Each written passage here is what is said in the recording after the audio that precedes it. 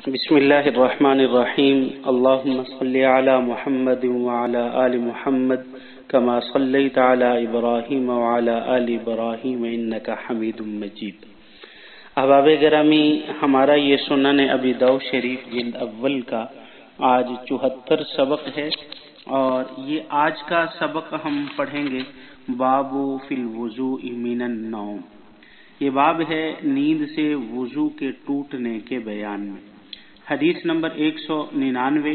حضرت عبداللہ بن عمر رضی اللہ تعالی عنہما سے روایت ہے کہ رسول اللہ صلی اللہ علیہ وسلم نے ایک دن نماز عشاء ادا کرنے میں تاخیر کی، یہاں تک کہ ہم لوگ مسجد میں سو گئے اور پھر نیند سے بیدار ہوئے اور پھر سو گئے۔ اس کے بعد رسول اللہ صلی اللہ علیہ وسلم تشریف لائے اور ارشاد فرمایا، تمہارے سوا اور کوئی نماز کا انتظار نہیں کرتا۔ آگے حدیث نمبر 200 حضرت انس رضی اللہ تعالی عنہ سے روایت ہے کہ صحابہ اکرام رضوان اللہ علیہم اجمعین نماز عشاء کا انتظار فرما رہے تھے، یہاں تک کہ ان حضرات کے سر جھک جاتے تھے، اس کے بعد نماز پڑھتے تھے اور وضو نہیں کرتے تھے۔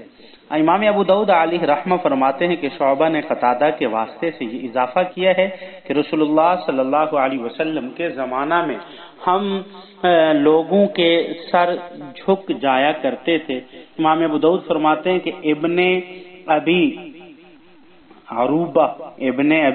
عروبہ نے اس حدیث کو حضرت قتادہ سے دوسرے الفاظ کے ساتھ بیان کیا ہے، یعنی ورواہ ابن ابی عروبہ عن قتادہ بلفظ آخر۔ آگے حدیث نمبر 201 ہے، یہ حدیث حضرت انس بن مالک رضی اللہ تعالی عنہ سے روایت ہے کہ عشاء کی نماز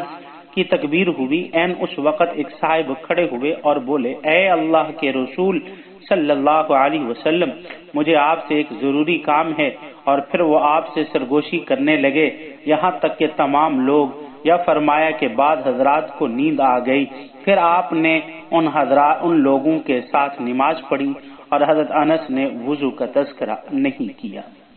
آگے حدیث نمبر 202 ہے، اور یہ حدیث حضرت عبداللہ بن عباس رضی اللہ تعالی عنہما سے روایت ہے کہ جناب رسول اللہ صلی اللہ علیہ وسلم سجدہ فرماتے اور سو جاتے، یہاں تک کہ آپ صلی اللہ علیہ وسلم کے خراٹوں کی آواز آنے لگتی تھی، پھر آپ صلی اللہ علیہ وسلم اٹھ کر نماز ادا فرماتے لیکن وضو نہیں کرتے۔